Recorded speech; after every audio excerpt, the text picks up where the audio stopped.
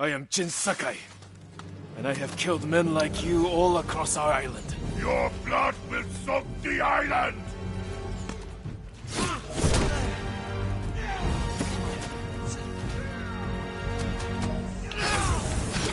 What am I doing?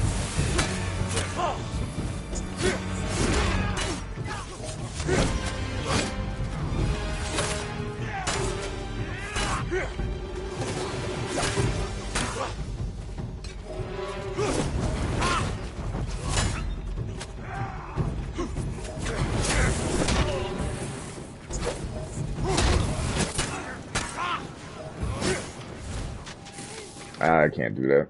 The camera's. I can't see. I can't see my stances if I have the camera right there. I can't do it. Can't have a camera on the screen.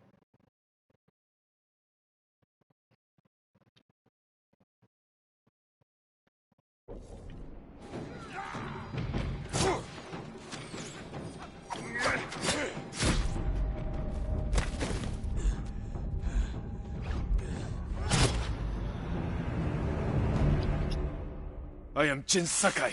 Shut up. And I have killed men like you all across our island. Your blood will soak the island! Careful, Tsunami. You can't get Kotun's reward if you're dead. A lucky blow! You will not get another! Yeah, I will.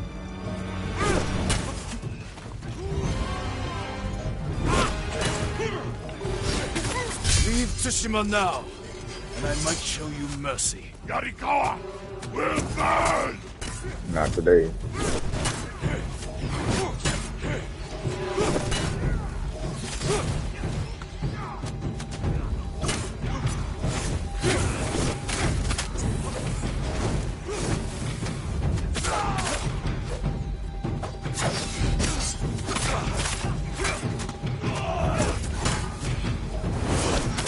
You have killed men in many countries, Tsunami, but here, you die.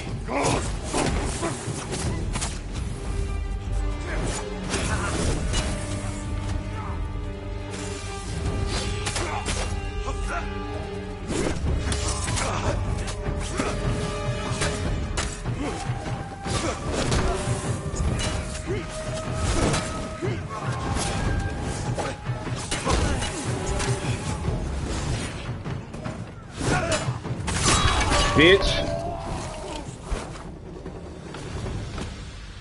Suck my dick, asshole.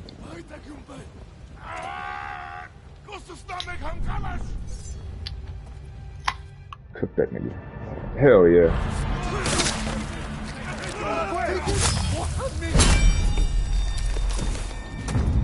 Fuck boy.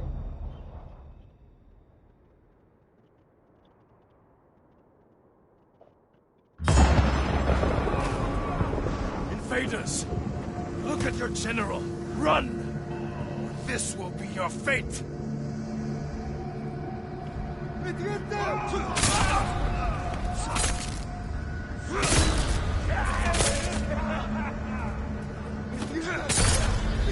People of Yarikawa! Hunt every Mongol to the last man! Spare no one! For Yarikawa! Keep after them! No mercy! Kill them all! Cut them down! Take their heads!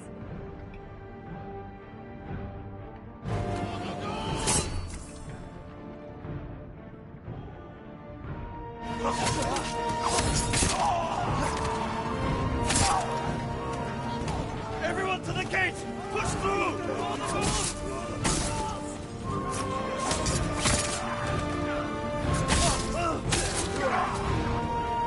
Push them back!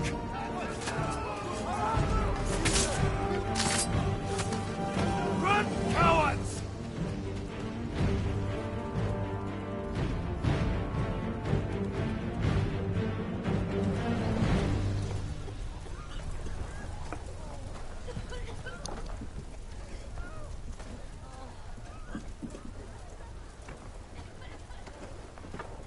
Yuna!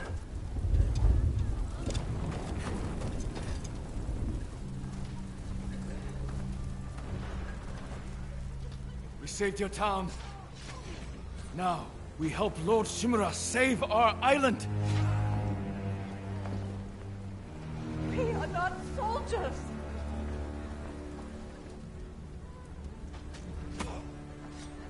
Who killed these Mongols?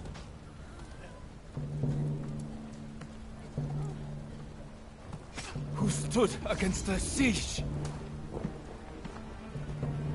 Who saved Yarikawa? We did.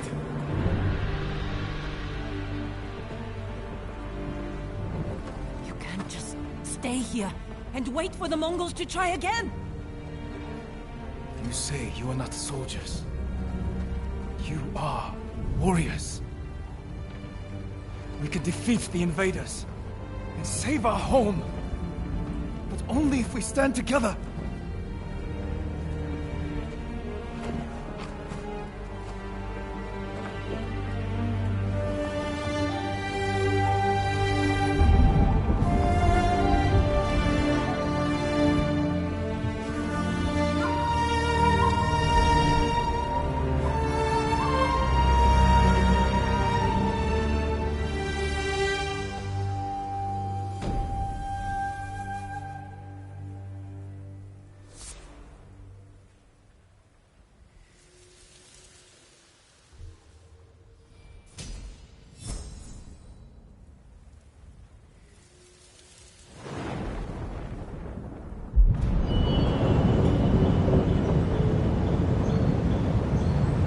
Friend defeated one of my best generals. My men have started to believe he's invincible. You will prove them wrong. I don't care about the reward for Jin's head. Have you stopped caring for your loyal Straw Hats? Jin is the best swordsman on the island. My men can't kill him. There are many ways to eliminate a foe. Find another. What if we didn't have to kill him?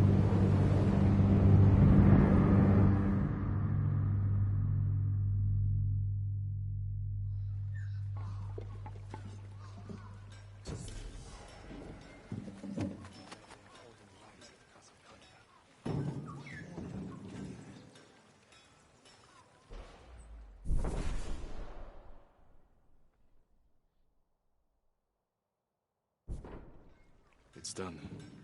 Yarikawa will join our fight, but I have other duties before we can retake Lord Shimura's castle.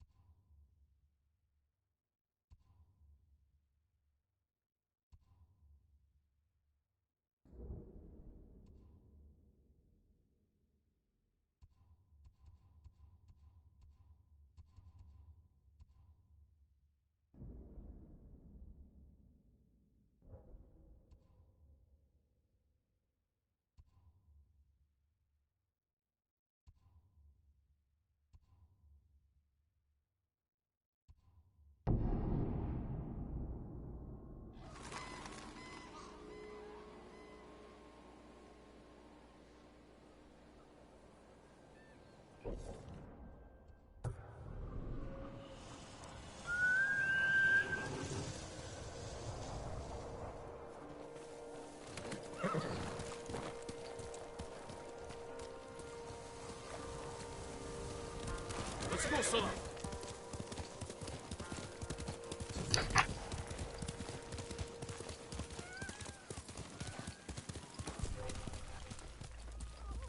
Who will fight?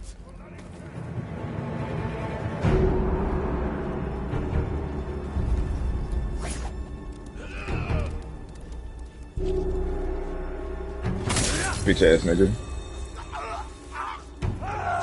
You can get some too.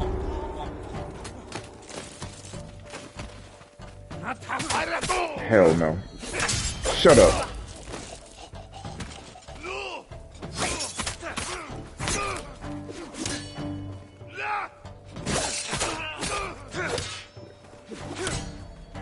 Take your ass home. Yup.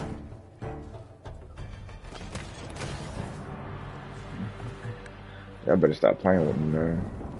Please, help me! You're going to be all right. To be saved by the samurai who protected Yarikawa. I'm honored. They almost killed me, my lord. Thank you. You're free. I run these streets, Safe man. place to hide. There isn't one. The Mongols caught many of us at the crossroads nearby. They control the whole area. Not for much longer. I'll see to it.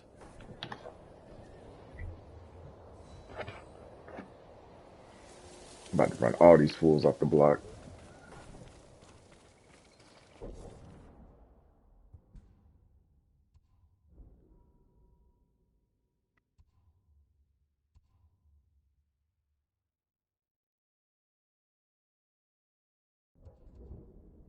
Let's see. What can we do here?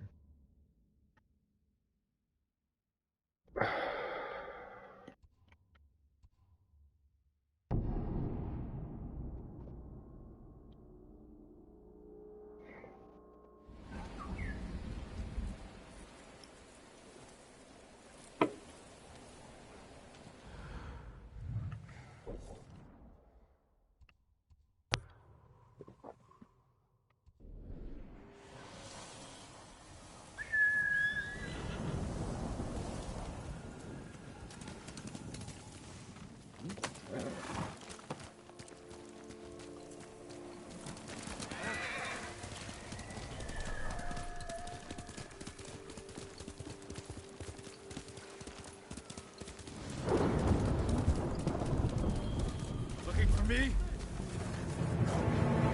I'm about sick of these damn dogs, man.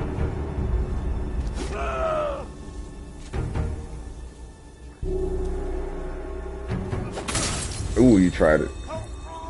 You want some too? Bitch! You got killed early too.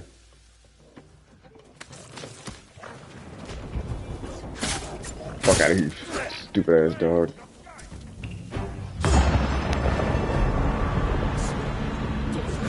What's up? Stupid ass bitch. Nah, don't run from it now. Don't run from it now. Don't run from it now. Come here. Yeah.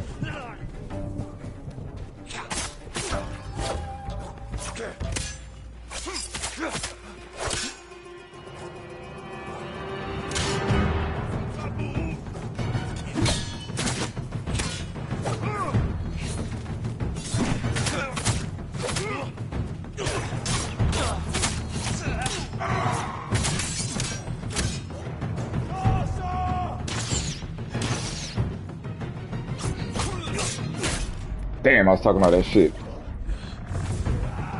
Alright, let's lock in, baby. Lock in.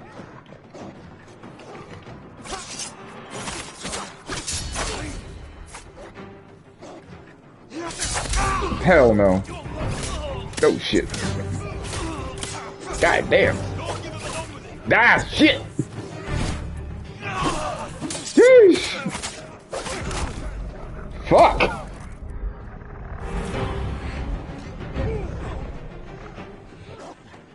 Alright, hold on a second.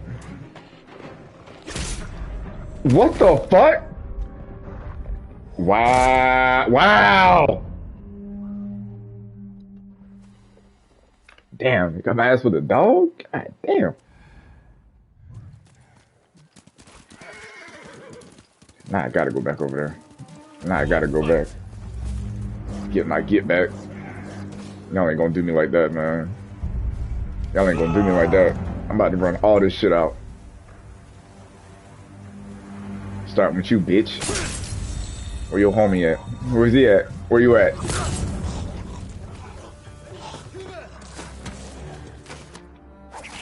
Get that fucking dog out of here.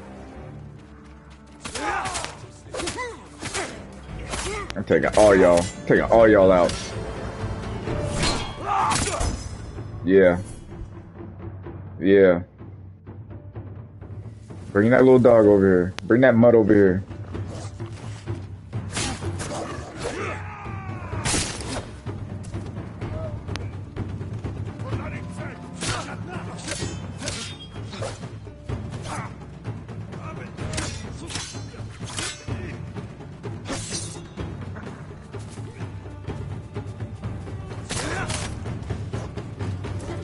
Kill the samurai! God damn, dog. Fuck.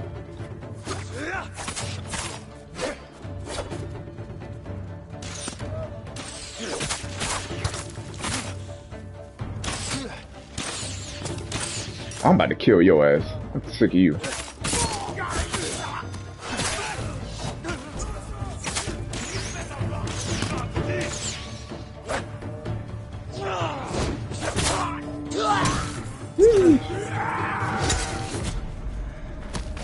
Did I get stabbed in the air?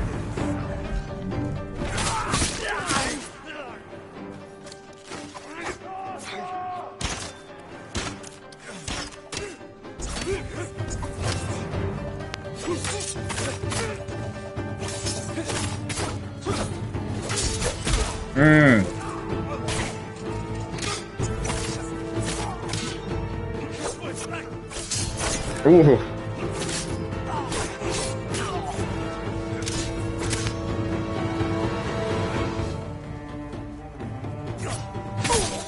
Yeah. Oh, shit.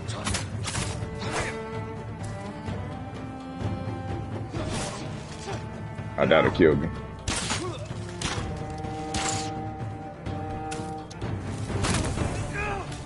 Asshole. How you feel? How you feel?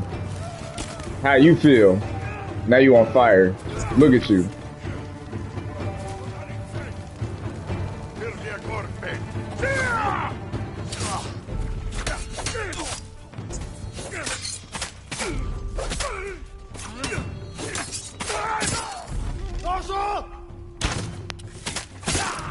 Sick of y'all, man.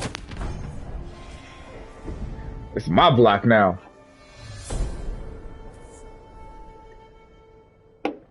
I run these streets.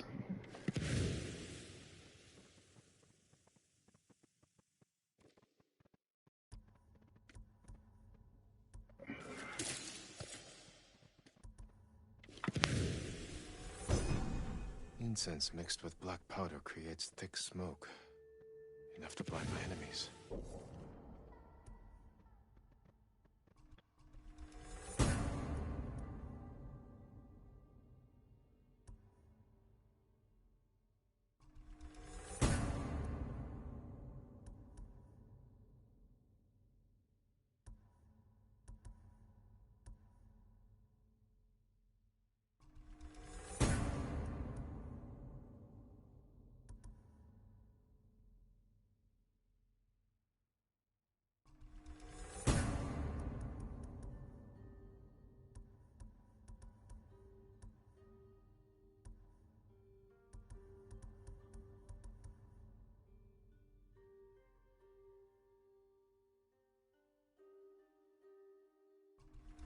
Luna rolls out of high falls.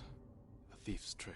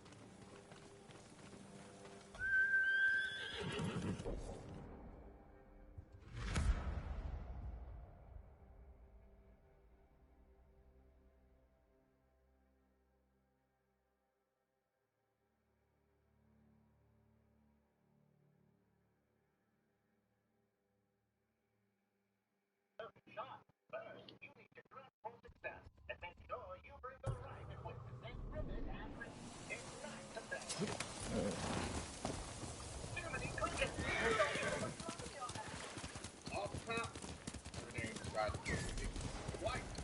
Rejected in the 80s, and also rejected again in 1926. Blocked. Like music, this is the Dominique Montreal Show. Well, Dominique Montreal Show. Man, we got some watch out. Watch it.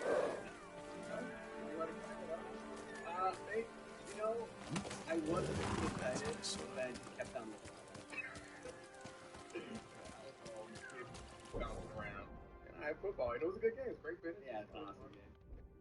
No, I mean, the thing is like, now these games don't mean anything. they still do. Don't do that. I don't think it's wrong. Yeah, I think it's because we went to school that Oh, no.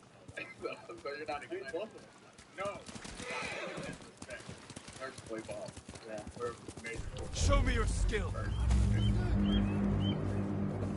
You wanna talk about Yeah, why not? It's a bad day in the alt.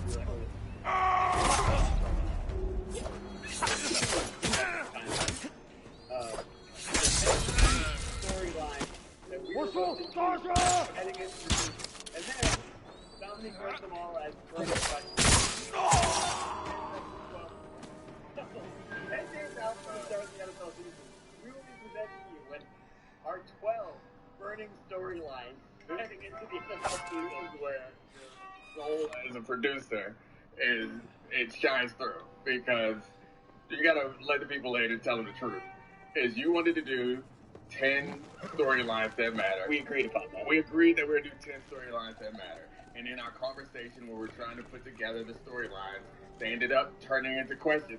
And multiple times you're like, but these are questions. but these are questions. So what? They're topics to talk about. And so now you're pissy because we're not being all respecting the idea that these are supposed to be storylines, not burning questions. I like it the way it is now. 12 burning storylines 10 days after the NFL season. Our first burning storyline, gotta be the Chiefs 3, right? Right now, we all, I think, ad nauseum mentioned how last year was the year they were supposed to lose. Like, last year was the retool or rebuild year. They didn't have the proper receivers, and their defense carried them deep into the playoffs, and then Patrick Mahomes made magic. So they've got 2 in a row. They could be the first team in the Super Bowl era to win 3 Super Bowls back-to-back, the first three-peat. And it looks like they might do it. The big major issues that they had on the roster last year, they've answered, I guess, in getting receivers and Hollywood Brown and Xavier Worthy if Hollywood gets healthy. They have Brown, Worthy, and, well Kelsey to the degree that he's healthy. And Rasheed Rice, if he's not suspended or whenever he gets back out there. So that is a crop of weapons. And I think Xavier Worthy's going to be a monster. Yeah, I mean, it's not just that they got, they got the fastest receiver of all time. Yeah, you remember what they did last time? They had a guy who was kind of quick. Yeah, they broke football. Yeah, and I mean, it cannot be overstated how big of an affront to humanity the wide receiver core was last year. That you had Patrick Mahomes and you trotted out that legion of bums.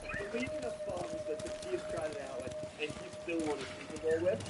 What if their offense is just again? How sick would that be? I mean, that would be fun. I think if you're looking to argue against this team winning another Super Bowl, it's going to be hard to argue against it. But the argument against it is L'Jarius Sneed is gone. He's a great player. He's a cornerback, so I have a tremendous amount of respect for him.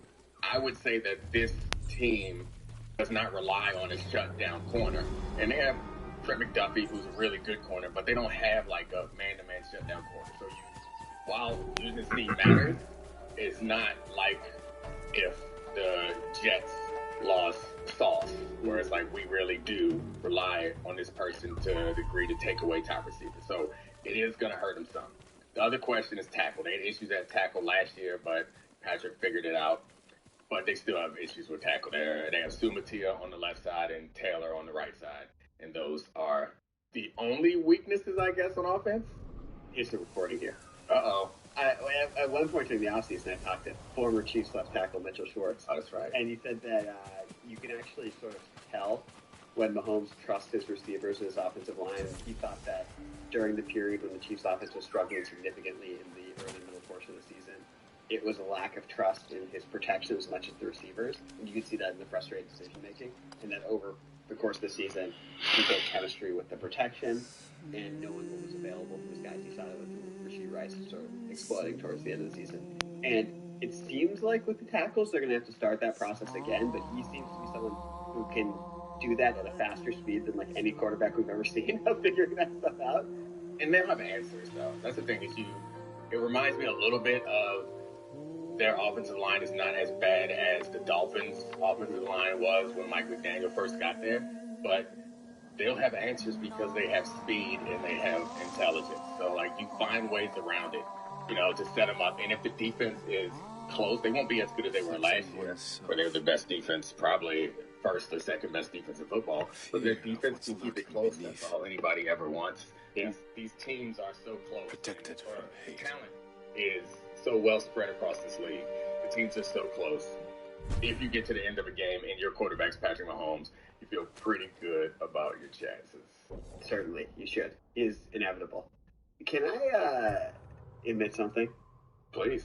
I'm a tiny bit intrigued to see Kadarius Toney play running back. Stop it. You said that like 10 shows ago, and I thought you were trying to run it back up, so you're obviously serious. But like, he'll have less chances to drop the football. To drop a pass. He still has chances to drop the football. Well, to drop a pass. But the problem is not him holding on to the ball as he gets it. It's him receiving the football. And it's also him staying healthy. So, like, playing running back is not a position that's conducive to long-term health. I get you. Kadarius Toney highlights, his stop and start is among the best in the league. So I would like to see what... You'd be better off taking his word for it. I've the Alright, so never mind. I think you probably challenge me but you. Are you ready? I also got a deaf from the producer. It is tough to line up offsides when you're playing running back. Alright, you ready for my first burning storyline question? Do you see a massive regression coming for the San Francisco 49ers? This is sort of been whispered about it. I know there's a TikTok trend of like, oh, Billy Madden even beat the 49ers at a higher rating. But no solution in the Ayuk situation. He's now out there sort of simping for Commanders' social media posts again. Trent Williams doesn't have a contract locked up. The big pretty extension is McCaffrey and Ricky Pearsall already hurt. Christian McCaffrey, when he's on the field, is sort of the best offense. The mental anguish of doing that was the Super Bowl. And honestly, if Chris Jones doesn't blow up that play, Those stories don't do might you justice. They never They're did. gonna score that touchdown.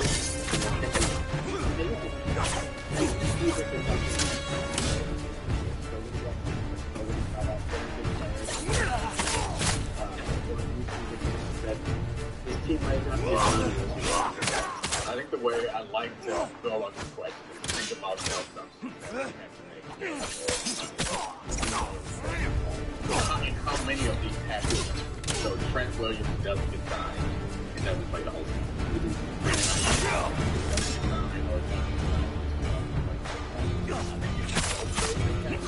We're in a lot of trouble. I guess they'll get Greenlaw back.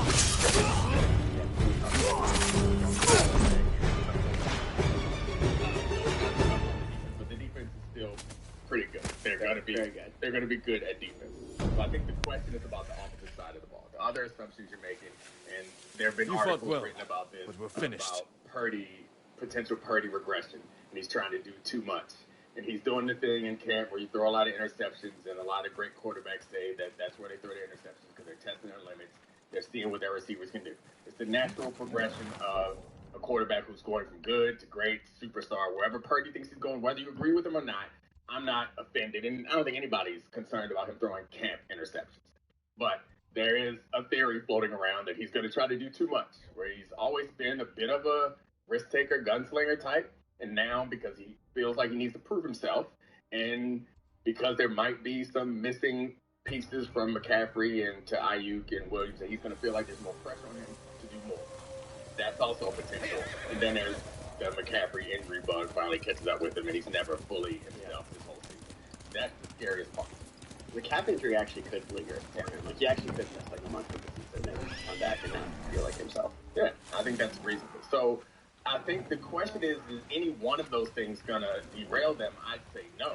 But how likely is a combination of any of those things to happen? I think it feels pretty high. And then I actually find this division to be one of the more interesting ones. There are other teams in there, like Seahawks, who I think with Mike McDonald coordinating that defense, it might take a second to come online, but they have players over there. They have corners, D linemen. They'll be a pretty good defense. And He's good. Yeah, he's a really, really good quarterback, so they could be a problem. The Rams also, obviously, I mean, there's no answer to replacing Aaron Donald, but as long as Matt Stafford's healthy and they have those two receivers, I think they'll be McVay. Yeah, I guess McVay's the most important piece to that puzzle. They'll be competitive. I feel like I'm dancing around because I don't want to say that I expect any regression from the 49ers because they're so good. What do you think? While I formulate my answer. I think that there's a large chance that this is going to be mostly overblown, and that they're going to be. My regression was there was a point in the middle of last season when we thought they were going to be like statistically one of the best teams of all time. There will most likely be regression from that. Right. But would I be shocked if it's October 15th and Brock Purdy's the leading MVP candidate again, and all of the nerds are furious, being like, he's not actually responsible for this. Elijah Mitchell ran for 200 yards last week while McCaffrey was recovering, and Ricky Parasol, he's just as good as any other Shanahan receiver. I mean, look, I think they're probably going. I would be stunned if they're not last season. I would be stunned if they're not one of the best teams in the NFC still. But I do think there could be regression from how good they were portions of last season. Yeah, they have so many weapons, and I think this is bringing me closer to where we were when we were talking about the Chiefs, and that they have enough talent and a smart enough coach and a quarterback who can function as if not on Mahomes level, but function high enough that I think they'll be able to generate offense. Yeah. No matter what, week in and week out, they'll be able to generate stories coming out of Otsu. Kyle terrorizing everyone, generates stealing food, medicine, slaughtering families. Like, I always think about this, that anyone through 16 games, the most passing yards in NFL history, 16 games started with Patrick Mahomes. And number 2 on that list is Nick Mullins. An old friend of mine. Thank you, Kyle. Down the road. Yeah, where's Nick at now? Backing up somewhere. We'll find your friend. Let's effort that as we go. Put an end to this war. You got another burning storyline? Yeah, I do. All right, so Caleb Williams, number 1 overall pick, Chicago Bears. He's going to be good, we assume. We see him, his preseason highlights are exciting. He rolled to his left and just cool it. Not too excited yet. Sound like it'd be nice for you. But what I find interesting about this is, like, there is a storyline that we're going to follow this season. Like, how good is Caleb going to be? But the part that I find interesting is he's in such a great situation, uniquely great situation for a number 1 overall pick with offensive line, great defense, and a lot of weapons, or a good defense. Yeah, I was gonna say good defense, but I was going to okay offensive line. They spent resources on. We should scout the end. It's above average. Yeah, so I'll give that. Above average offensive line, great group of talent guys, a very good defense. This is very abnormal for a number 1 overall pick. You're normally on a team that was like 2 and 15. I think we can say it without being hyperbolic. It's the best situation a number 1 overall pick quarterback has ever been put in. Because this is like DJ Moore, a legitimate number 1 receiver. Right. A Tuesday was some people's favorite receiver in the draft. We've come to despite the control fiasco. And then they see me, I'm looking for Ichi. She runs this in. Have you seen it? God, help! So there's trouble. The burning question out of that is how do we actually grade him? Because the expectations are getting so high for him. And I'm not sure how to grade a player in this situation. Serviceable, like you can't just make the franchise.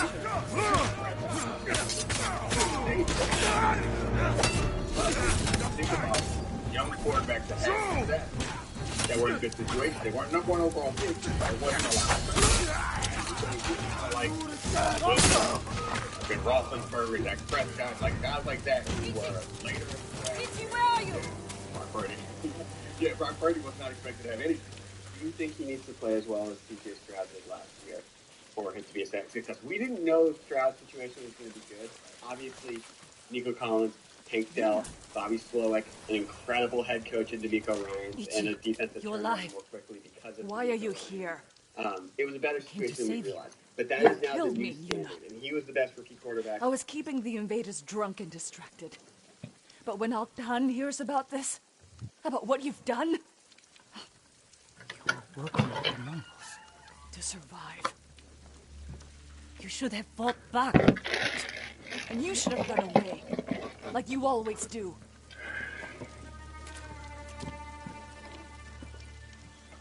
She risked her life to save you. Do yourself a favor, my lord. Keep away from that one. Ichi, we can protect you from Altan. Just tell me where to find him. No one knows where he is. Not even his men. But if you really want his attention, Tell me. find his most valued allies. The Japanese slavers who do his bidding. Make an example of them. And Altan will find you. Who are these slavers? Ask Yuna. She'll remember. I don't know what happened between you in the past, but she only wants to help. Yuna had her chance.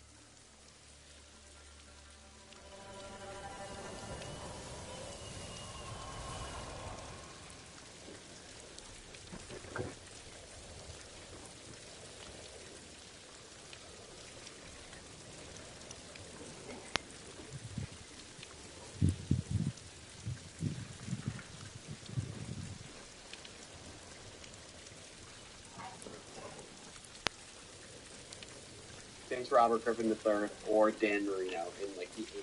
So, is that the standard now? They made the playoffs in an easier division. What did she Are tell we you? going to measure the success by the team's success or by how? If we want to draw Altan out of hiding, we have to earn his attention. The ghost can manage that. Jasmine. Where do we start? We hurt Altan's closest allies. Are you serious? Japanese slavers. The mama What? should tell us. Ichi said you know them. I bet she did. What you want? Bastards run a farm near the river. What? Serious about what? We'll do this together. The amount of boxes in the front door. Thank you, Jim. How many boxes are at the front door? There were a lot of boxes. What's a lot? More than 4. It probably was more than 4 because I placed more than my order, but I didn't get a lot done. Okay. You can open it. I'm good. I don't need to open it. It's literally like 5 things. I just ordered it all separately, which is why it came like this.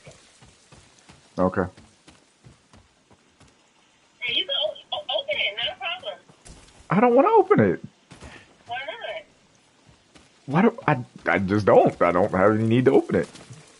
I just saw the how many boxes there were. I was like, that's a lot of boxes.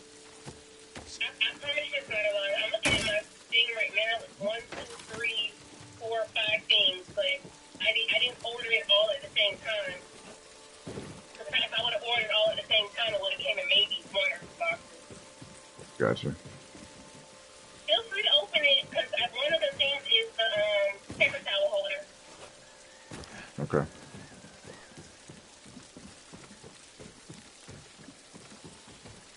You sound very upset. I'm not. I'm really not. Okay. What you doing? None. I gotta load for tomorrow, but it's coming to Jacksonville, but it's not going.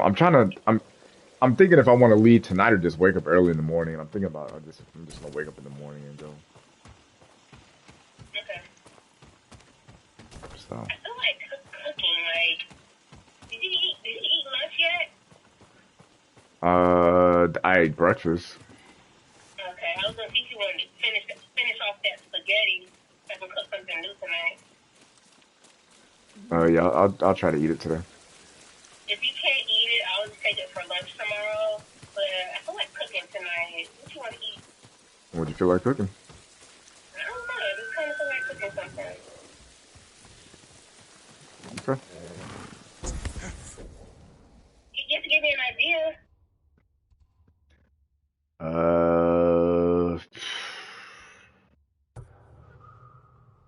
I'm trying to think.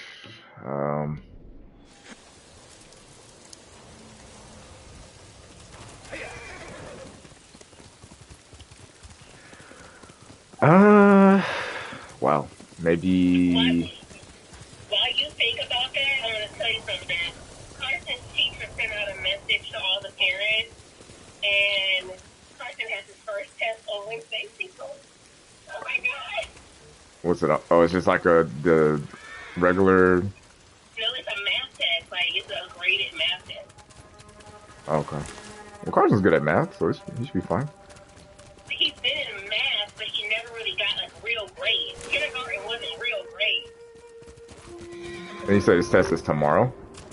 It's on Wednesday. She said she sent it home a review for him to review, and then the test is on Wednesday. Okay. We'll go over it tonight, I guess. I'm annoyed with you because you didn't have the same reaction I did. I didn't have the same reaction. I'm just like, oh my god, my baby's having a test. Oh my god. Well, yeah. And here you are. Oh well, what is review for tonight? Well, he's good at math though, right? I'm right here. Yeah, that's why I was kind of like that. If it was something, or I don't even know what he's not good at, but like if it was something like if it was a subject he kind of had an issue with, I'd be like, maybe nervous. But I mean, he's.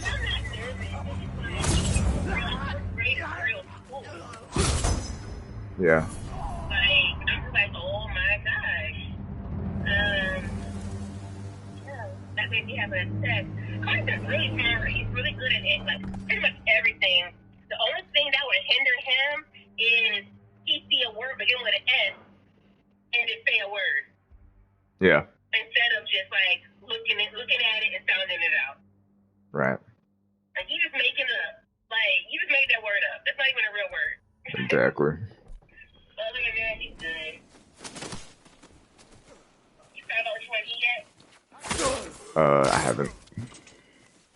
Well, give me an idea before I get off work.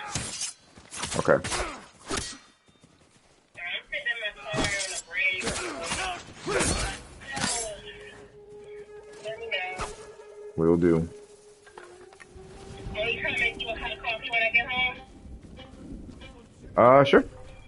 Alright.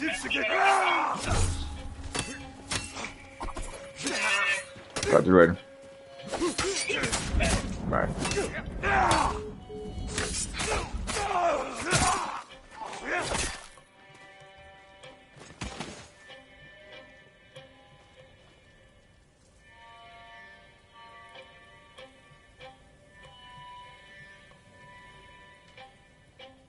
How he plays, because you could be Justin Herbert, that we left that rookie year like, oh damn, he's special, but they weren't that good. Yeah. I guess it's either or. Yeah, honestly, it's either or. If he puts up big numbers, it's not likely to be both. If it's both, then blows their minds. It's either or. It's either he puts up big numbers or the team makes a run in the playoffs. Yeah, their over under win total is 8.5, so people expect them to be pretty good. Sheila Kapadia from The Ringer posted a stat that was pretty interesting, that the average first-round pick quarterback when it comes to QBR is around 26 in the NFL. Usually, even the top guys that come out of the season thinking they're good, statistically are not that good. And that's just the brass tacks, the odds of the situation. The Caleb Williams, Jaden Daniels, Drake May, Bo Nix, Michael Penix Jr., the consortium of them will likely fall in that range. Actually, the more I think about it, I was thinking that it seems like the bar is being raised for him, but I don't know if that's true. I think because the surroundings are good, that they are going to win a few games. And if they're winning games and he has a couple highlights here and there, which I think is inevitable that he's going to have. He's going to have some highlights. He has that. We're going to leave this season talking about him approaching the next level guys, like the way that we talk about Jordan Love right now. Yeah, I think that's all. That you look good, that team can put them in position. Like the highlights are so awesome, and he's so prepared to like go back. He seems to be so of the football game that like in an NFL system, I think he'll be able to manipulate it.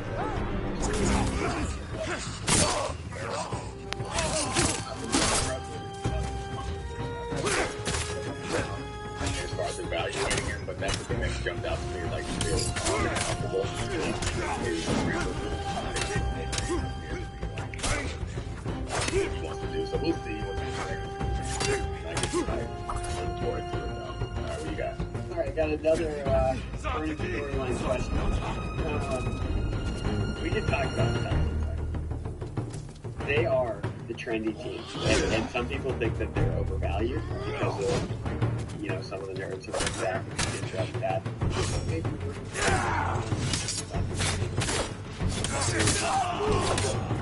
and they traded for Sponding, who has been well for a long time and was through the first 8 weeks of last year. Do you think that the Texans biggest threat? This would be along with Bills, Bengals, Jets, and then the Ravens, who probably were the best team in the AFC last year, up until the first quarter of that Chiefs game. Yeah, I'm not going to go with the Texans. I think everything about the Texans that people are saying is true. Like, I'm excited about them, but it's not so true that they should be the number one threat to the Chiefs. Like, that to me feels a bit lofty. I understand it from, I mean, I guess some people are looking at it from the standpoint there may be value in a team like that because there's not like a public organ or a public team like that. And the second year quarterback is normally not the time when you're expecting guys. I guess it is kind of the time when you get it. And that's when Foster won it and Russell Wilson. But it's still in the rookie deal. It's clear that they are Mahomes got to get the D4 away from winning the Super Bowl. This organization turned around. And they got to keep slow. Yeah, they did get to keep slow. They didn't take a job last year. I think they're in the mix, but they're not like I trust the way. How? Yeah. How? I mean, seriously. Yeah. What, other than the fact that's all you're waiting. That's all you're waiting. I can see your eyes like wanting to ask me the question. So I answer the question before you ask me. You can jump down my throat and say how. I would not bet on them over the Chiefs. Yeah. But if we're looking for other teams that could give them a challenge or knock them off, it is the Ravens, in my view. I think that the Bills could do it, but they haven't either, and I think that they have lost more than the Ravens have lost. I think the Bengals obviously can do it, but the big question for the Bengals is how healthy is Joe Burrow, and can he stay healthy? Those are like the two teams that are always at the top outside the Ravens. I think, honestly, the ceiling is probably higher for some of those teams than the Ravens, but I trust that the Ravens will be there more than I do those others. So if I were to put you in a thought experiment. Okay, let's do it. It's February. We have just spent a week drinking hurricanes and hand grenades in New Orleans. We flown back to DC. Me and you were looking at the never drinking. And we're sitting here, we're watching the Super Bowl. Would you be more surprised if A, Josh Allen is holding the Lombardi Trophy, B, Joe Burrow is holding it, C, CJ Stroud is holding it, or D, Lamar Jackson is holding it? CJ Stroud. That's the number one you'd be surprised by. I think so. Because for me, it's hands down Lamar, based on the platform. So in that thought exercise, we kept like a lot of based on what we saw.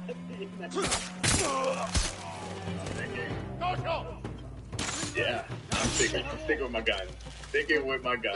Who do you think? So I'll turn it back around. Who's most likely? Honestly, it's me, it's Burrow. Just because, like, if he's healthy, I don't see why they'd be offensively really a couple years ago. Any of the quarterbacks that hurt. He was always the post office coordinator of our team. I agree, but I mean, you don't have to concern about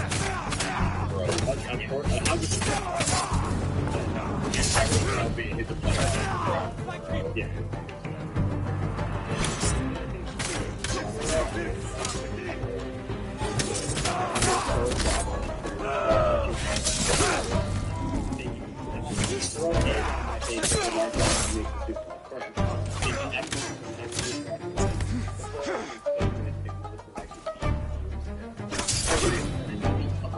That's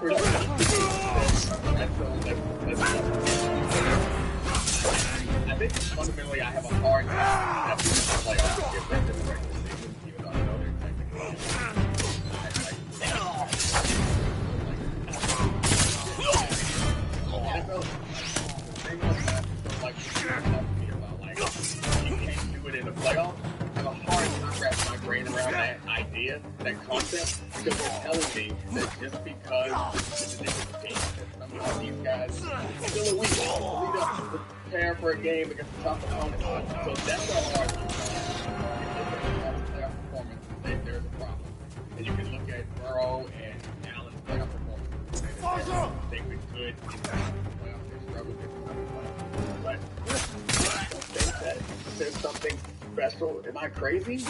I don't know. You would know better. You would know better than me on this. But like, I mean, so basketball. But I mean, we do this. We do talk about it. Yeah. And basketball, like, it's very obvious. Possessions that shot you get are significantly, they're harder closeouts. You have less space on the majority of shots. Like that's like some of the statistics have to be thrown out. That's what he does, right? Yeah. And then there's also the idea of playing in a series. So there's going to be changes in the game. There's intelligence and things that come into a game that matter.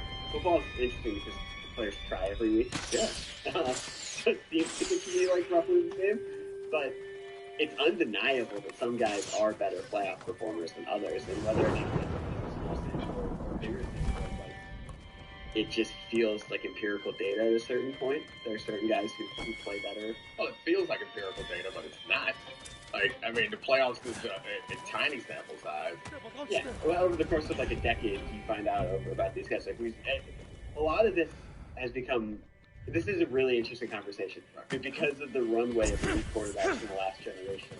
We think of it just with Brady, but Breeze, Rodgers, Manning had incredible long runways of playing Rivers. We saw a larger delineation between the regular season playoff performances from every quarterback, but Brady. Brady, of course, is the best one of them, but that's just the way it was. The sample got big enough that it became overwhelming, and presumably really similar. The funny thing is, there are opposite examples too, right? Yeah, where there are guys like Flacco comes to mind, and someone who, Eli Manning. Yeah, Eli comes to mind as someone who because the schedule changed to playoff time, they play better in January and February. But anyway, I don't know. We can't get to the bottom of that particular question. Nick Foles. Yeah. One of my best predictions. Yeah. Was when they lost Wentz. I said they still were going to go and picked them to win. They still won it because of my appreciation for offensive line play. So I was like, look, that O-line is incredible. They're going to win it. Hungry dogs run fast. shout out Chris Long, friend of the program. Right. Do you want to give your next burning question storyline? Speaking of the Eagles, Jalen Hurts, Nick Sirianni, will they be able to coexist, or is Sirianni going to get fired? Have you ever seen something like this? Franchise quarterback and the coach, like it's being reported that there's friction already at this point. Like, and it's all the stuff last year, the Sirianni him grabbing Sirianni's hand after the flipping off the fans, all this stuff. This has felt like it's not a soap opera because it's not the Cowboys or the 49ers or anything like this, but it feels like an under the radar soap opera having a coach and a quarterback who are both, I mean, the Eagles reinvested in Sirianni by not firing him last year. Like, they were very close to getting rid of this, and they kept him. They've spent so much money on Hurts. This is a very strange vibe situation between two assets that need to be in unison. So the strange vibes, like, I don't want to completely discount it, but that's not as concerning to me, and maybe they're connected, as his participation in the game planning. Yeah. It seemed that in the piece that I think it was McManus and Fowler wrote, it talked about how Nick Sirianni was the reason why the offense was as kind of stagnant and inflexible as it was last year. And it seems pretty clear that they've handed it all the way over to Kellen Moore. And I think it's fine if your head coach and your quarterback aren't best friends. As long as they don't get along, they don't even have to like each other, it's fine. As long as it does not interfere with the way that they're preparing and the way that they're playing. And it seems like they've gotten that issue out of the way because Kellen Moore is an established offensive coordinator, and he's not a first-year offensive coordinator, and Sirianni is not going to be allowed to meddle in the decision-making there. So I think that problem's not going to pop. It's not going to be an issue. And they've had a lot of success when Sirianni is not handling the offense or defense. Like the Steichen and Gannon year, they were incredibly well coached. So well coached that both of them got jobs. And I do think you can't mess it up when you got Saquon. They're so talented. The weapons are ridiculous. Like, obviously, AJ and Devontae and Goddard and Saquon. Like, Saquon. Is there any player switching teams this year that you're more excited to see with Saquon Barkley? No. I mean, Derrick Henry joining the Ravens will be fun, but I'd still rather see Saquon because the Saquon, I think Derrick Henry is a double down on what the Ravens do well. Saquon is the same sort of thing, but Saquon is more complimentary because they have those two really good receivers that will draw some attention, and it creates space for Saquon, who can also catch passes and run the ball. So I'm more excited to see. And then the offensive line is really good. I'm really excited to see what Kellen Moore does with this offensive line. Nick keeps his hands off of it. It's sneaky. Running backs thrived in Kellen Moore's offense for a long time. You know, so much of it was about the fact that Dak put up like remarkable numbers for a lot of the Kellen Moore era. So very, very solid. You know, Steve, Tony Pollard, those guys, they had a good running attack every single year. Do you think the Bills should be favorites of the AFC? This is my next burning storyline question. I do. Yeah. It's really a three-horse race. Sorry, Casey. Bills, Jets, Dolphins. You said should they? That's a different question than do I have them there. I think this is I trust this team. After all the injuries they had last year, they put it together, made a big run towards the end of the season, and replaced a bunch of really talented defensive players. Managed to have success despite the fact that they did not include Stephon Diggs. And that's going to be the biggest issue right now. They don't have a receiver that we know and trust. Like the Ricky Coleman, they got Shakir, they got Mac Holland, who's become very famous for being weird, not necessarily for being abnormal. Won't wear foot prisons unless it's surprise. An airport game. He doesn't go to airports without shoes. Foot prisons are what Mac Holland calls shoes. So they're going to be a tight end heavy offense, it would seem, with Knox and Kincaid. And Josh Allen is probably to run the ball a lot. Also tight end size. He looks like a tight end or a rush end. So when there's a lot of uncertainty, I go with what I've seen and what I trusted. And that's why I would pick the Bills, but I'm not sure that that's the right answer. The only other, I don't see the Dolphins being better than them, but I do think the Jets. If it works out. I was about to say, what if it works out? If it works out, the Jets could be the best team in football. Like, if Smith could stay healthy at tackle, I guess Beckton's hurt already, right? If Beckton could get healthy, who's on attack? Morgan Moses can stay healthy. Aaron Rodgers can stay healthy. Pretty solid Garrett Wilson. Pretty tall Garrett Wilson. And that, yeah, this could be the best team in football. It easily could be one of the best teams in football. I mean, from a talent standpoint, it's hard to argue. And who knows what version of, I guess, the last time Aaron Rodgers was healthy in Green Bay, it wasn't pretty. So I know a lot of people point to how long it's been since we've seen Aaron Rodgers be great, but it doesn't mean that he can't be. Or at least be good. And they're not going to ask him to be great. Like, this is a Breece Hall-centric offense, I would expect. I am fascinated by Aaron Rodgers going to play next year. He's 40 years old, coming off an Achilles injury, and I think a lot of people have just penciled him in to be the same player. And who am I to say that he won't be? But I'm very interested in seeing it. Yeah. I'm interested in seeing what it looks like. Yeah. It will be hilarious if he sucks. It will be hilarious in a different way, in maximum smugness if they're awesome. Yeah, I mean, it's gonna be hilarious either way. Yeah, they have a primetime game again to start the season. Like last year, it was really so. This year would be pretty successful if they could get through the first game because they won that game. You remember, but they lost that quarterback and kind of lost that season. That was such a defense. How much you must have felt that the defense slowly quitting as they realized they're going to drop that Zach Wilson every week. They did quit. They fought. Yeah, that's the demoralizing feeling. Yeah. You look over, you're like, oh, we don't have a chance, huh? Yeah. We got to win with a kick return. I forgot about that. Yeah, that's how they won. And that's a touchdown. Yeah, it was overtime kick return, and and there was like that ridiculous touchdown catch and such a terrible pass, but Garrett Wilson snatched it from the defender and scored a touchdown. Yeah, I think if we could guarantee complete health and everything works out, the Jets are the most talented team, but we can't guarantee all that. I've seen the Bills respond in really dire situations where they needed to win 5 of their last 6 to get in the playoffs. They did it, and then they played pretty well against the Chiefs.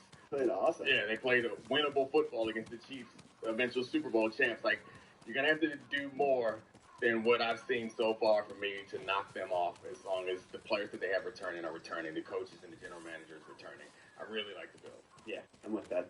I think it's been overrated how much of a drop off there's going to be. And Josh Allen just seems awesome every year. By the end of the year, he's just a really, really great player, and you pencil those guys in to win divisions for a long time. All right, what's your next burning storyline? All right, are we making too much of the Dallas offseason? Like, is it actually going to impact them as we enter the season? Like, I don't know. My response. It's always yes. If the question is, are we making too much of Dallas X? Will it impact them? I don't think so. Like, CD's going to show up and play eventually. They're going to be fine. They're not going to be good because they've lost too much, but they're going to be fine. It's not going to be a result of the off-season drama. The Dak Prescott stuff, I actually think that there's a chance that he doesn't come back there, which... I think there's a really high chance he doesn't come back there. That was nuts to me. Where do you think he would go? Anywhere he wants. Hopefully, if I mean, this is why you hire an agent to do the legal stuff. Hopefully, he's already set it up, and they already have a team who's preparing to receive Dak Prescott. I don't know what that team would be, but I'm sure there'd be a lot of teams looking. Like, he's an upgrade over most quarterbacks in football. And it's the team that thinks they can sign him and win the Super Bowl. Yeah, that would be the only reason to bring him to sign him and win the Super Bowl. And that's the thing, is like, I think that actually shows. I'm sorry. It's like, I need more for that. Who knows how many general managers have the self-awareness to think they're I'll see you not again. Dak Prescott away. But I imagine that shrinks the list of potential suitors to teams with ready-made rosters. I mean, we're getting way ahead of ourselves. So Dak already moving on to another team. I think right now, this particular season, I don't have high expectations for the Cowboys. And I don't know, maybe once we get to the end of the season, we'll blame it on the drama of the offseason. But I don't think it's going to be the drama of the offseason. If they come a little short, it's going to be because they've lost offensive linemen and Dak is 1 foot out the door. And maybe, they aren't as good at managing the cap as seemingly every other team in football, because they're now 32nd in cash spent. And it's because they pay people late and don't give signing bonus at the time. So yeah, it hasn't worked out for them that they're in cap hell despite having spent the least amount of cash. They do the hard part well. Yeah. Like, drafting's the hard part. They do that well. They do the easy part really poorly. You got a good player. Pay him as soon as you possibly can. Here's what I'll say. They've won 36 games in the last 3 years. Yeah, it's pretty impressive. They won 10 games this year. Are we saying that we overthought it or underthought it? No, I think that would be a successful season for them. 10-7, I think, would be... I would say they probably win 9 or 10 games. That's exactly so. Like, that's where I'm at with them, which is, it just feels like such a cop out middle ground on it. But that's like, they're not gonna be. I mean, they got Micah, they got Diggs, they got CD. Presumably, they got Dak Prescott. They're gonna be. They're replacing Dan Quinn with Mike Zimmer, who's another. Dan Quinn, very good coach also. And that was a big issue, was like answers from the second level of the defensive linebacker. So Dan Quinn out and Mike Zimmer in should change their defense with a man corner like Diggs. And playmakers in the secondary generally, they should be good. Deron Bland. Yeah, Deron Bland is everywhere. That was so much, like, they overachieved last year. Deron Bland had like 6 touchdowns. It's absurd.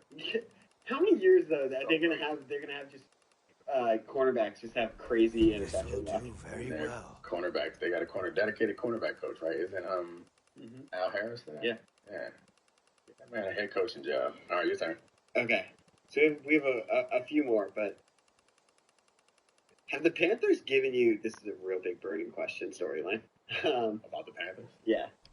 Have the Panthers done anything to give you faith in Bryce Young having a bounce back season? I thought you could say anything right. No. I mean, the things that they did this offseason were the right things to do, but it also does not, like, inspire confidence. Like, they added some playmakers, but not, like, the big... I mean, there aren't big playmakers. Yeah, there aren't big playmakers available. So, but they didn't add, like, a true, like, top-of-the-league #1 receiver. And then the real logical part, which also was hilarious to me, is they went and got some guards. Yeah. How do you sell that to to your fan base. Like, hey, we got this problem solved. We're going to get some guards. Watch out. When your quarterback is 5'9", 180 pounds, protecting the middle of the pocket is very important. And that's why I said it's logical. Yeah. Like, I get why you're in your back room and you're like, man, you know how we can fix this problem that we're in now? Is we have to solidify the middle of this offensive line. Makes perfect sense. But it does not get me fired up. It is not like we're going to get Canales and some guards, baby. Dirty Dave. Dave Canales and some guards. That's how we're going to recover from these series of bad decisions and rehab this quarterback. I mean, Dave Canales is the master at writing the book on rehabbing from a series of bad decisions. Alright, I don't know. I feel like we should end the show, but we have I can make sure your bow is in the best possible condition. Whatever you can do, I'd appreciate it. The honor is mine. Just bring me the raw materials I need and leave the rest to me. I've grown into the talent, because that's just hilarious. Poor Dave Canales. You lack the required materials. Who's up? I'm up. Very You're up. sorry. Alright, what am I excited about? Burning questions. Oh! I think we got this final question. Oh no, it's not a final question. We can dig in the final question. Here's here a couple of the others we'll run through this. That's what I got. That's why you can see buying time. It's like 3 that I want to talk about all, but I know we don't have that much time. Well, all right. It's the Lions who are entering the season as a favorite. That's awesome. Yeah. Jordan Love, who's played 8 games, got a massive extension. Those 8 games rapid fire were spectacular. Give me 14 of them. And it's like, look at he seemed like someone who is going to be one of the next great quarterbacks in the NFL. Is he going to be awesome now? Now you're off. Now you can finish the thing that you want to go. Okay. All right. If you could choose right now any team to win the Super Bowl, which team would you choose? Like, it would make you the happiest or make the season the most fun, most interesting. Like, anything. Don't worry about, are they capable? Are they talented enough? The team that, and you Such moments are rare these days. Team just because you're a fan of the team. Yeah, I was gonna say I'm not. I used to be like that. I would cry. I'd literally cry. I mean, it really comes down to like quarterbacks and coaches. Mm-hmm. You would cry? Oh, definitely. How bad was it? Please. Bad. I hope Jay Daniels is good because I gotta see you cry. The beach was soaked Super with Bowl so victory. much All right. So that aside, so who are the coaches, quarterbacks, be grateful teams, you didn't see it. Players that you would find it most interesting if they won a Super Bowl? Can I give 2? Rode south I'll give one first, then you can give one, then I'll give a second one. Okay. The first one would be Bad storm the slowed Bears. us to a crawl. Seeing a rookie quarterback like just rip like through the few league hours. in my I woke to hypothetical would be the screams. most fun. Next Caleb The main Williams like house on emerging as fire. like a prodigy. Mongol Still got raiders. DC pride, I see. And that would be so cool. It's literally would be They something took us to we have Canada never in seen chains. before in the NFL. Never. It also After be that. pretty cool because it sets the stage for years to come. I wish I had And died because fighting. if they win the Super Bowl, Caleb Williams is going to be awesome. And It was the second biggest star in the NFL. yeah, immediately becomes the second biggest star, and then we have I like, think I and know it will where be they took against Gucci. potentially against the Chiefs, and we will have You want to a go great now? storyline for years to Yes. come. One guy in NFC, one guy in AFC. Mahomes and Caleb going head to head for the next 10 years. That'd be pretty great. I like it. All right, I'm trying. I can answer this question honestly. You gotta be honest. I mean, I gotta be honest. It's like a couple guys come to mind. I'd really love to see Lamar after we had a conversation earlier. Mongol Yeah. ships stopped there for supplies and Lamar, prisoners on the way north. Dak. If they put him Give out me to sea, Dak. you'd lose him. I mean, you're gonna mock me whether I said these names or not. You're gonna This make is all fun of me over. for these names. What will you do? I don't know. They'd be pretty great. Be I pretty hope awesome. one day I can return home. The Falcons won the Find a way Super Bowl to with Michael rebuild. Penix. I wish I still Michael felt Penix won the that Super way Bowl would be about pretty my great. most Counterpoint? of my life. I mean, I love this. I Of love course, you it's just clear. going through the list of black quarterbacks. Raise a family. Josh Serve Allen. civil Josh Allen. We I can would still love to do see those Josh Allen things. win a Super Bowl. I joined the temple You would because of not my have brother. more fun than going on Always Fox for imagined Fridays my on the children right time. If children Kirk growing up Cousins together. won the Super Bowl for the Falcons, and Bomani had to pretend that he wasn't happy about the Falcons winning the Super Bowl, and had to pretend that Kirk Cousins wasn't that good. The Mongols haven't taken everything, Norio. One day they'll be gone. You'll still have a life to lead. But I don't feel it's mine I don't alone. see. I don't think that Bo I have to live would for be Andrew. pretending like he The wasn't other happy. monks who I think died. Do you I ever think he'd be feel that way about pretending the samurai like he of wasn't Komoda? upset. Yeah. Like you Because I think that he's genuine in that he doesn't like the Falcons Sometimes. anymore. But I think he'd be Like lying my if life he has said to it count for wouldn't annoy 100 him a summers. little bit. But that doesn't feel possible. They want to Maybe be that's more, the point. especially with Kirk Life Cousins. before the invasion feels like it happened to Storyline someone else. ever. Or like a Just child. because of Bomani Jones. Maybe So 20 who's your years second- from now, who's your second team? you'll look back on this moment the same way. Lord Sakai, I told you Hochi strongly opposes violence, right? You said he disagreed with the warrior monks. He hates all weapons, including yours and mine. He can lecture me all he likes once he's safe in Nakashima I village. was talking into it. Like, you don't want to be here when they win the Super Bowl. You're saying this from a loser's mentality. I'm from a loser's city where all I can think of is my friend's pain. All right. Is there any other teams that We're you care getting close about? to the camp.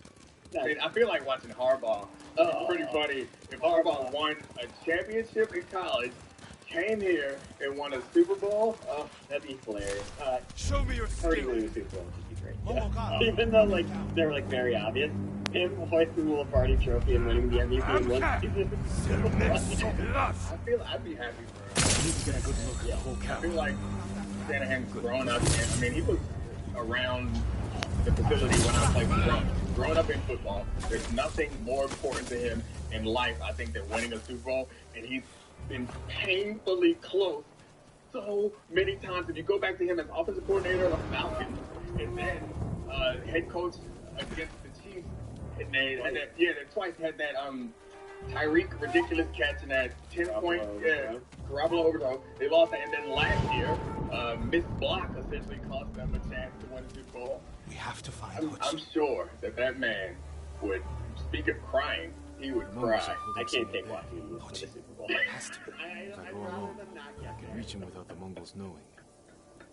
You think he's actually crying? No, I think it looks like, remember that photo of, like, Urban Meyer sadly eating Papa John's on the back of a golf cart after losing a playoff game? I think, like, he's metaphorically on the back of a golf cart sadly eating Papa John's. No, I think he went in the hotel room and cried. Or just broke everything. Yeah, I think he definitely cried. I feel like I would cry. Hell yeah. John Lynch definitely broke Mongol everything. signal cannon. I could set it off. All right, Charlie, Draw that their was attention. fun. While I get Hochi out. We gotta get the, After I find Hochi, we'll meet there. Don't wait for me if I'm late. Get Hochi back to the village. I can handle myself. I'll meet you both back in Nakashima village. Set off the signal cannon. I'll get Hochi. Take refuge in Amida Buddha, my lord.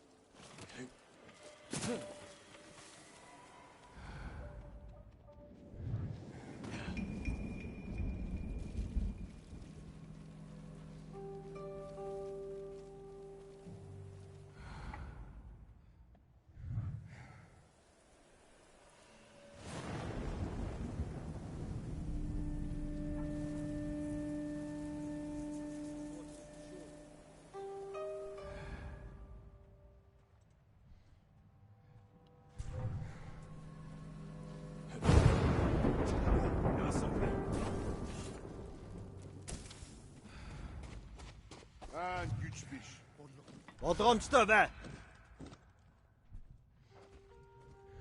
Болсон байлгүй дээ.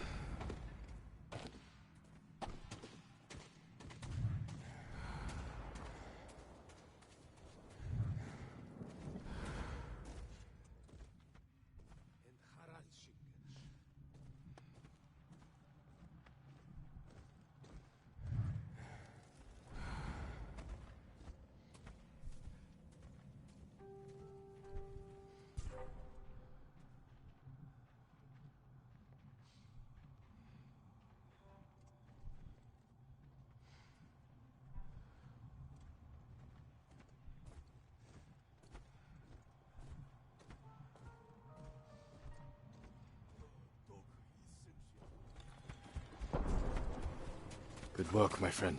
That should send the Mongols running.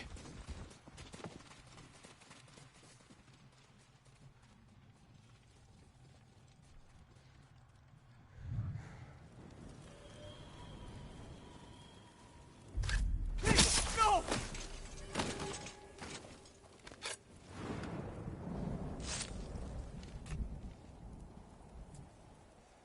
What's happening? Who are you? A friend. We need to go. I can't leave. The Mongols are returning me to see the temple. The people there need healers. Badly. There's no time for this. I'm sorry, but I must remain here. Jin! Hochi! Norio? What are you doing here? The alarm drew a raiding party nearby. They're almost on us. Damn it. Stay back, Kochi. We won't let them near you. Norio, ready your blade.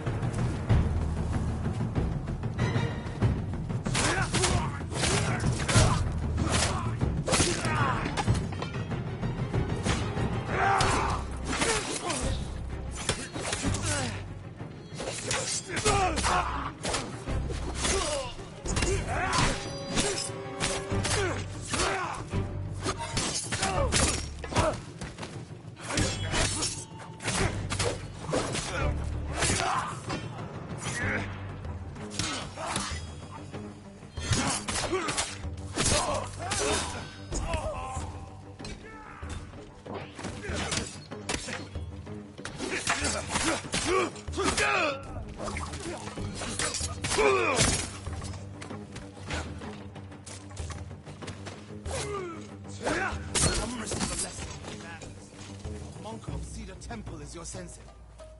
Are the others with you, Norio? Everyone is gone. It's just me now. I'm sorry. I wish we could end this bloodshed. The Mongols were searching for me. I gave myself up to save lives. How did they know where to find you? They knew I was at Akashima. And they wanted to return me to see the temple. They need a healer. You're willing to treat the enemy's wounded? Mongol or Japanese, we all suffer. Some deserve it. But this means... has Cedar Temple fallen? I don't know. Norio, take Kochi back to the village before reinforcements arrive. They will seek revenge. I'll meet you there to plan a defense.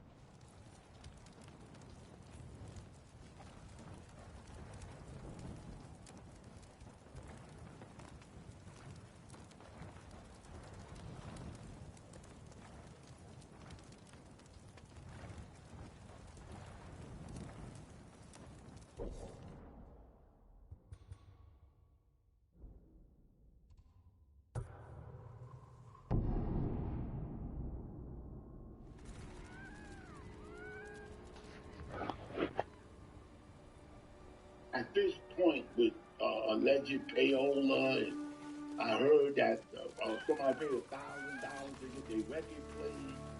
This is all because of Joe. Yeah. You understand? So, and they're friends. I didn't know that they would start out as friends. Yeah. I thought they would just broadcast comrades, but they're really friends, right? Yeah. Are they? They were friends. They were friends for like 10 years. See? So if he's in a difficult position, I'm not saying, this is I'm looking at it. He's in a difficult position if he did want to get rid of them. Because they're friends. Their whole life will change if they don't have that moniker of being on the JVP anymore. Yeah, there was great value. And on top of that, I have a solution, but... Okay. No, I'm saying... Yeah, I think that the Rory and Maul situation as well, like, there's a perception of people out there that think Joe did them dirty. So if this falls through... Yeah, but in his defense, Joe's defense is, I didn't do them dirty. Yeah. But whatever, I didn't do anything. You didn't hold up he got a lot of reasons to get rid of them. I've stated them a couple of times. Not get rid of them, but to yeah. So the solution, because a lot of people like to complain and tell people what to do and fight and all this shit, but they never have solutions. The solution to me, this is the camera. This is my camera? This is your camera right here. Joe, this is what you should think about doing, you and Amy. Being on your broadcast is a plus. It's not a kiss-ass sex thing. I'm just telling you the truth. Because it was bad, I'll tell you that too. If Joe was I thought he was a scumbag, I'll say he is. I'm not that type of person. But being on your show is a plus in many ways. Financially, privatized to this podcast industry to be clout. Clout! You forget about that word. Glad you didn't. Clout. It comes a lot of Lord clout. Sakai, please join me.